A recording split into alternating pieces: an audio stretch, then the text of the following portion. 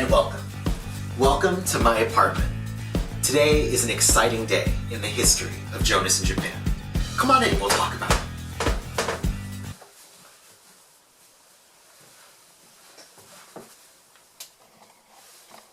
That's right, it's finally here! A new video! Yes, I can hardly believe it myself. Today I'll be giving you a tour of my apartment here in Japan, and you can get a little peek of what it's like living here. Well, let's get started.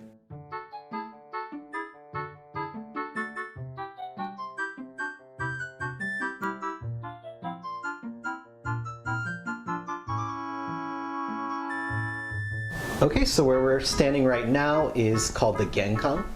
I believe most, if not all, Japanese homes have this, where you step right into the home and then you have this little tiled area where it's a little place for you to take off your shoes before actually stepping up onto the floor of the apartment. So back home in the US, my family and I, we always take off our shoes once we've entered and leave it at the entrance so that we don't track mud and stuff onto our carpet. So the fact that in Japan it's customary to do this, and there's a place for it in the Genkan, it's really nice. And what's even nicer is that the Genkan is usually distant from the actual living spaces of the home, and or it has a door so you can close it off. So all of that mud and dirt and bugs and coronavirus and whatever that you track in on your shoes, you can leave it all out here. Especially too, right now we have like a lot of stink bugs. It's like stink bug season right now. So if ever I need to go outside or something, I have this here. Also at the Genkan, we usually have cubbies like these where you can store all of your shoes. And as you can see, I have an absolute buttload of these storage spots. I don't know why there are so many here when this is not that big of an apartment. I don't know how you could possibly accommodate this many people. So as you can see, it's just extra storage for me, junk mail, magazines, stuff like that. But hey, useful if you need it, or if you're living alone and you have 50 shoes, perfect for you. You also may have noticed my little buddy here. This is my Daruma. These are often sold at Buddhist temples or specialty shops. I got this one at a specialty shop. And the tradition is that you buy one and you fill in one eye as you make a wish, and you fill in the other eye once you've fulfilled that wish. So the incomplete nature of the Daruma having one eye is supposed to remind you of what your goal is and to keep you motivated so that you can complete it, and it's balanced. As you can see, I have not done that yet. And next to my Daruma, you can see all of my hand towels. Very few public restrooms in Japan have paper towels. They may have a hand dryer if you're lucky, but I wouldn't count on it, especially in more rural areas. So if you ever visit Japan, these are an absolute must. These have become some of my favorite things to get as souvenirs whenever I go places because they're cute. They kind of remind me of where I've been throughout Japan, and they're practical. The fact that there are no paper towels or hand dryers anywhere means that I get use out of these all the time.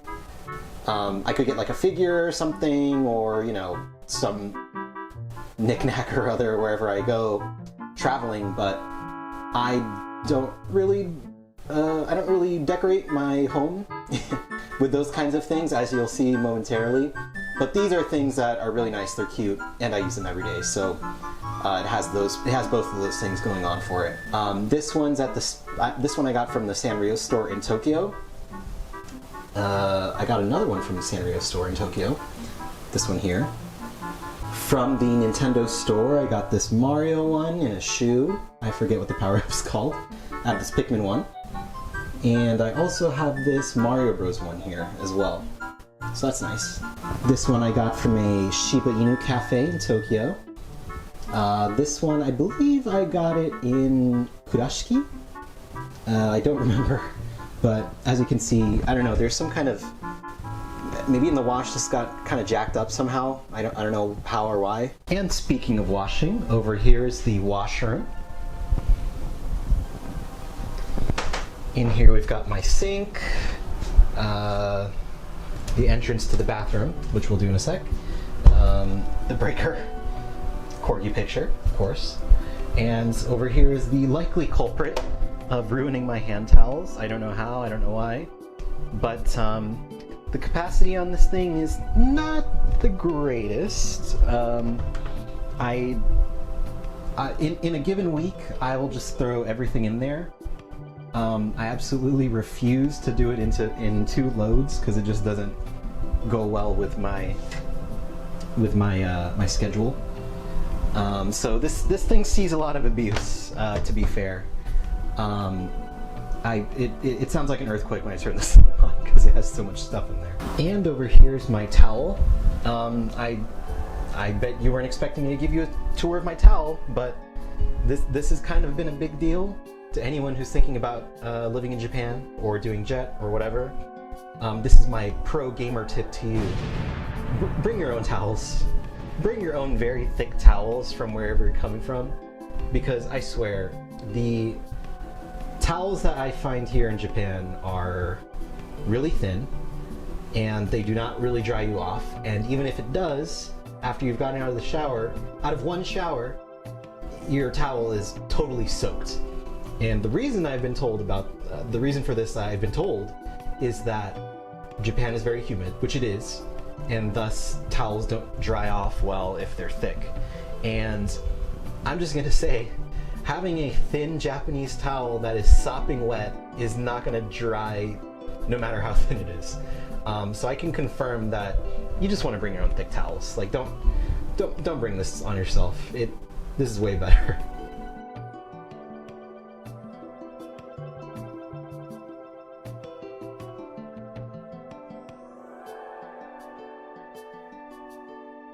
Okay, and if we go from the washroom over to here, this is the bathroom, and it literally is a bathroom. This entire room is used for bathing. First on this side, you take a shower, wash yourself, rinse yourself before you get into the bath over here. And back home, I just took a shower. I never bathed. So the first few months that I was here, I just took a shower. But once it came around autumn, winter time, and it was really cold, I started hopping in the bath. It's really nice, and ever since I've been taking a bath, because it's just one of my pleasures after work is to have a nice warm bath. And what's even cooler is down here, we've got a little panel for automatically filling the bath, and it stops automatically as well when it's finished. And this heats the shower. You can even change the temperature. So that's pretty cool. And if you press this one, you can fill the bath.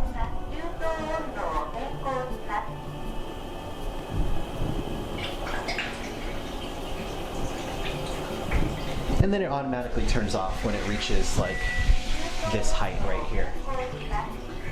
And then there's also a Spotify button, which is used if someone's at your front door. Okay, I finally figured out what this actually does. It's not an intercom for the front door, but an intercom for the other panel that's in the kitchen. So it's like, oh, dinner's ready, you know, get out of the shower now. You can use that intercom to talk to whoever's in the bath, I guess, and vice versa. There's even another one of these panels in the in the living room next to the kitchenette. So if you wanted to fill the bath while you're standing over there, or if you wanted to heat the water that you're using at the sink over there, you can also do it from over there as well. And the last thing on this side of the apartment is the toilet.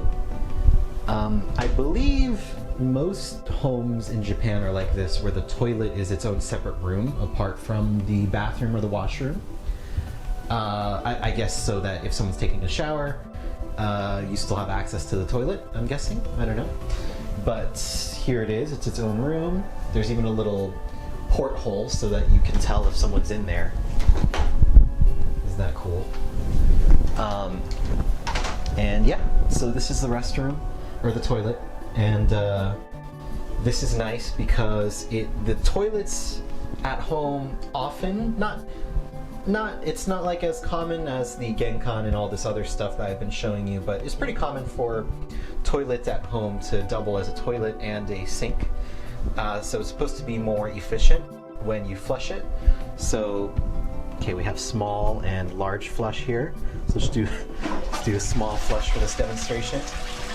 So yeah, you have water come out here so that you have a more efficient use of water. And then on top of that, something that is very common in Japanese toilets is a bidet. I love bidets. When I go back home, I'm going to buy one. I definitely want a bidet when I go back home. I'll just leave it at that.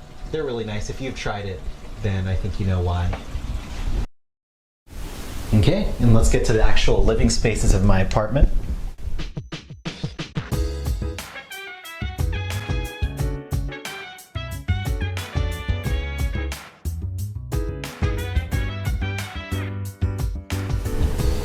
First, I'd like to show you around my kitchenette.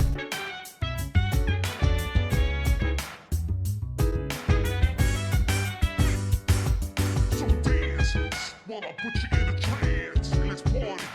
Boogie in your body, work that body, make sure you don't hurt nobody. I say, hey, feel the fire with a burning desire. Yeah, get up off of that thing, dance and shake and let's swing. Come on, girl, let me rock the world.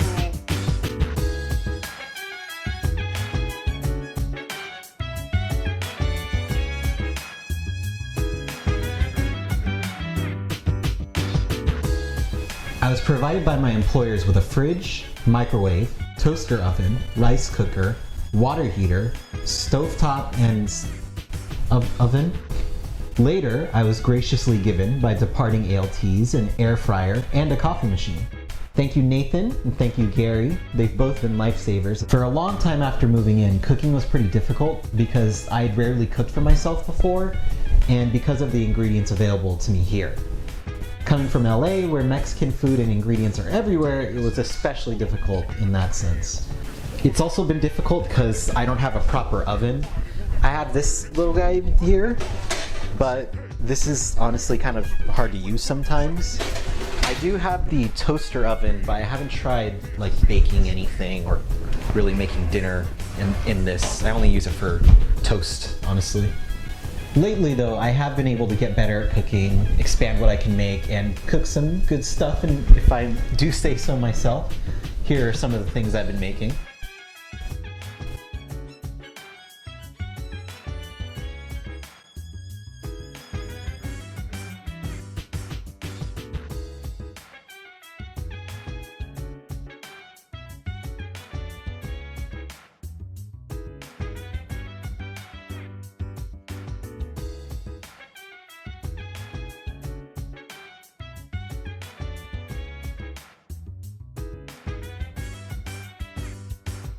So dance while I put you in a trance, and let's party. Boogie in your body, work that body, make sure you don't hurt nobody. I say, hey, feel the fire with a burning desire. Yeah, get up off of that thing, dance and shake and let's swing. Come on, girl, let me rock. The last thing I'll mention here is trash. In Japan, there's a pretty particular way of dealing with trash here. You have to sort it into burnable, non-burnable, metal trash, glass trash, every type of trash. You need to separate them into their own bags. You need to throw them out in separate places near the dumpster. They get picked up on different days. It's quite complicated what goes with what and how you dispose of it, which is why they give you like instructions on how to deal with it. So yeah, you can see like there's a list for every single specific thing and how you're supposed to dispose of it. At least they gave me this, otherwise I would not have been able to figure this out at all. Now I'm just gonna skip the living room for just a second and head into the bedroom. So there's not much going on in here. I don't spend much time in here other than sleeping, of course, which I love doing. When I first moved in, I was very glad to see a bed and not a futon on the ground. Even if it was a futon, I probably would have been able to deal with it, but obviously I'm used to sleeping on a bed. The one thing though is that in here, this is where you store all of like the futon mattresses and blankets and stuff like that, so it's not a proper closet. So all of the things that I don't need to hang, I just keep in here, including all of my thick towels that I strongly suggest you buy. But yeah, these are all in here. And where there is a closet for you to hang stuff up in is over here. And inexplicably, it's very close to this door, so it's kind of annoying. I don't know why they couldn't just put it here, because there's nothing here. There's the closet here, and then, I don't know, like burial grounds or something that they can't build on top of or something, but it's right here. And last but not least is my living room. This is where I'm spending most of my time when I'm at home.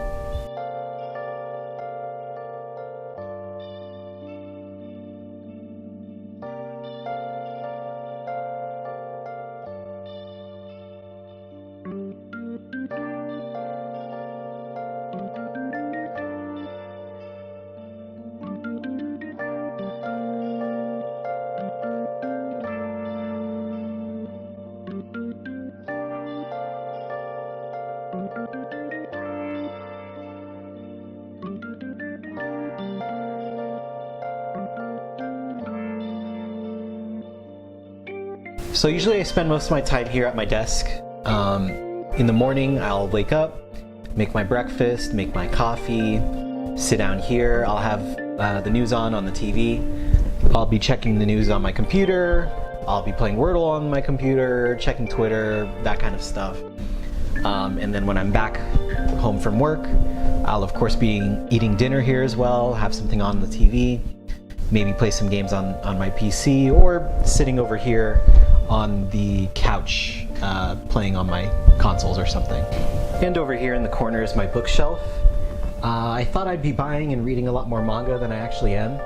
As a matter of fact, I have a lot more books in English than I have books in Japanese. I guess being surrounded by Japanese text has just made me want to read more in English. I of course am buying all kinds of JoJo stuff. My beloved JoJo manga and stuff are down here.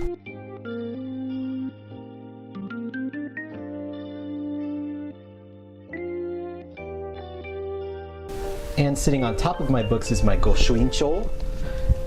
You collect Goshuin in here. Goshuin are seals that you can get when you go to a Buddhist temple or a Shinto shrine. If you visit their office and pay the fee, you can get them to, you can get a monk to stamp these seals into your book, and they sign where you got it, when you got it. So it's a really nice souvenir to get to show where you've been. So this one I got this year in on July 16th. This one's at Myojoji. It's the one, actually have a tapestry on the wall from there. It's the one with the big tower.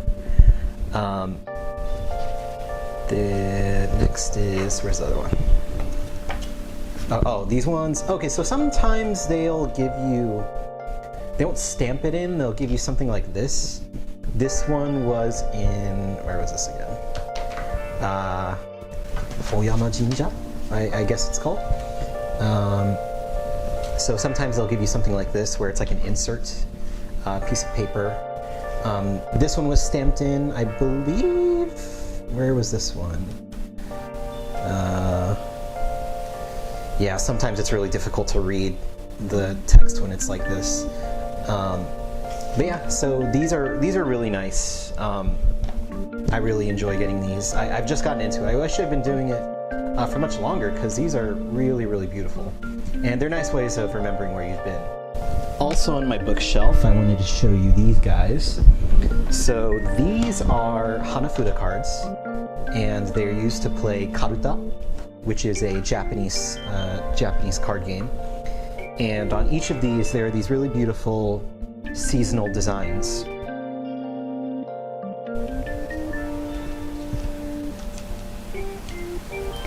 So I've always wanted to have my own set, but I've also wanted to have a Nintendo style set as well, because maybe almost 100 years ago, before Nintendo was making video games, they made toys and cards like these Hanafuda ones.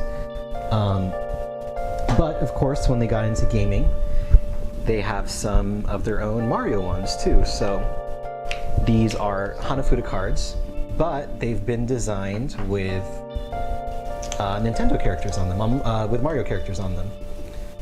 So I actually got these recently when I went to the Nintendo store, and every other time I've been there they haven't had them, but the last time I went, I was on a internship and I hit up the Nintendo store again and they had them, so I was able to buy them. So these are just really cute designs, and they have the Nintendo characters in each and every one of them, so I think it's awesome. One of these days I'll play cards. And then of course we have some Mario themed playing cards, Western playing cards. I guess I haven't opened these yet, but let's crack these babies open. Yeah, so you've got some Mario designs on each of these. This is really cool.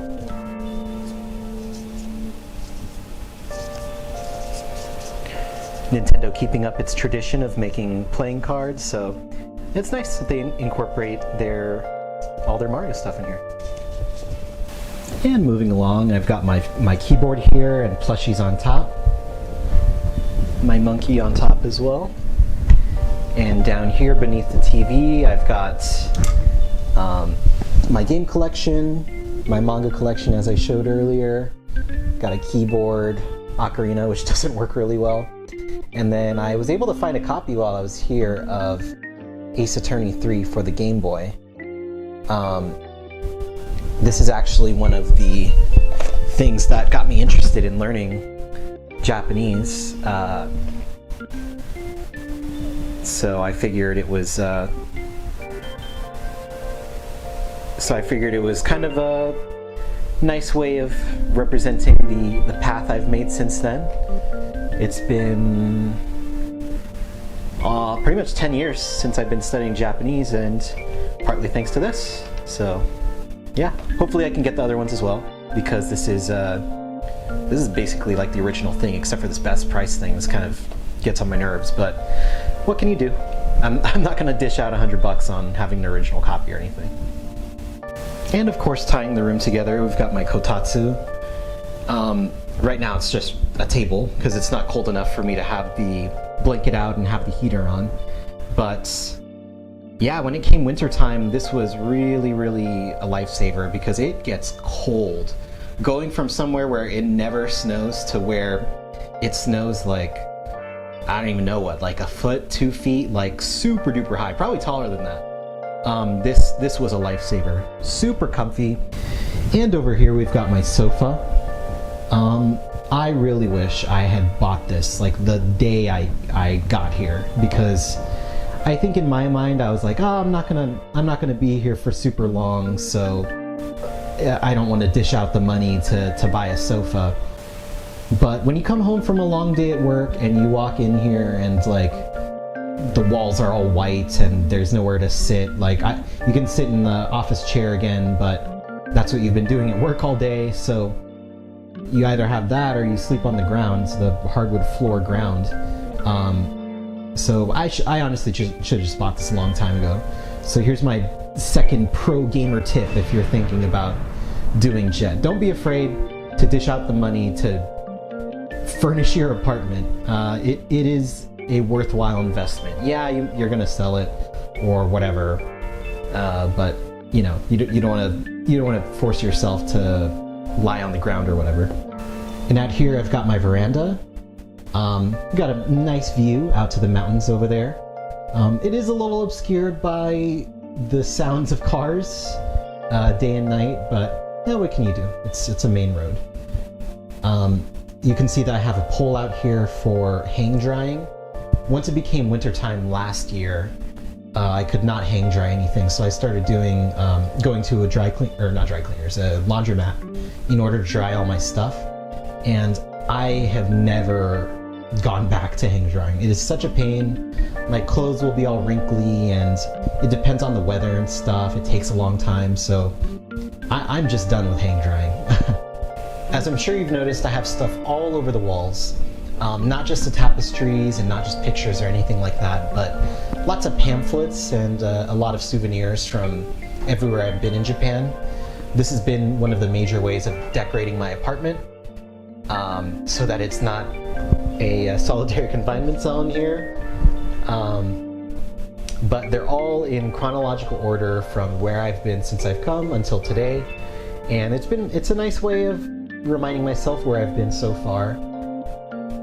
It's also really convenient too because the walls are basically just a big corkboard, and I can post everything up with push pins.